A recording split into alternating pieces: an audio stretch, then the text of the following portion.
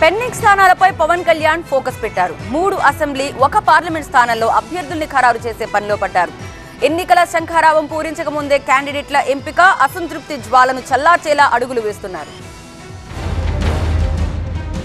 సార్వత్రిక ఎన్నికల్లో గెలుపే లక్ష్యంగా వ్యూహాలు రచిస్తున్నారు జనసేన అధినేత పవన్ కళ్యాణ్.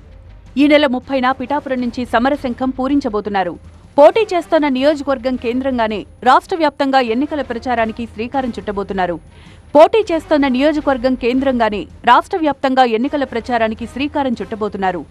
ఈలోపే పెండింగ్లో ఉన్న 3 అసెంబ్లీ, 1 పార్లమెంటు స్థానంలో అభ్యర్థుల్ని ఖరారు చేయాలని డిసైడ్ అయ్యారు.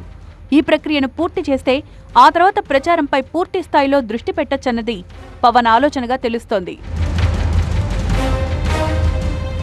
పొత్తులో భాగంగా జనసేనకు 21 అసెంబ్లీ, 2 ఎంపీ స్థానాలు దక్కాయి. ఇప్పటికే 18 అసెంబ్లీ, 1 పార్లమెంటు స్థానంలో అభ్యర్థులు ప్రకటించారు పవన్. అవనిగడ్డ, పాలకొండ, విశాఖ సౌత్ అసెంబ్లీతో పాటు మచిలీపట్నం పార్లమెంట్ సెగ్మెంట్లో అభ్యర్థిని ప్రకటించాల్సి ఉంది. ఎంపీ సీటును బాలశౌరితో పాటు బండారు నరసింహారావు ఆశిస్తున్నారు. ఈ క్రమంలో మచిలీపట్నం పార్లమెంటు నియోజకవర్గ నేతలతో పవన్ భేటీ అయ్యారు. బాలశౌరి, మాగుంట శ్రీనివాసులు, వరప్రసాదులతో సమాలోచనలు జరిపారు.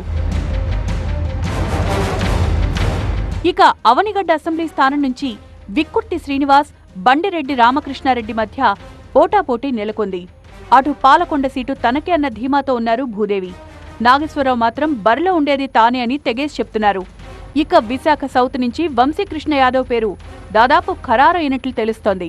ఈ 3 స్థానాల్లో సాధ్యమైనంత త్వరగా అభ్యర్థుల పేర్లు ప్రకటించే అవకాశముంది. విజయవాడ వెస్ట్ సీటు కోసం పట్టుపడుతున్న పోతిన మహేష్ పవన్తో భేటీ కావడం ఇంట్రెస్టింగ్ గా మారింది. కొద్ది రోజులుగా నిరసన రూపంలో తన ఆకాంక్షను చాటుతున్నారు మహేష్. పార్టీ టికెట్ ఇస్తే సరి, లేదంటే ఇండిపెండెంట్ గా పోటీ చేస్తానని స్పష్టం చేశారు. అయితే పవన్తో జరిగిన భేటీలో రాబోయే రోజుల్లో కీలకమైన పదవిపై మహేష్ కు భరోసా ఇచ్చినట్లు తెలుస్తోంది.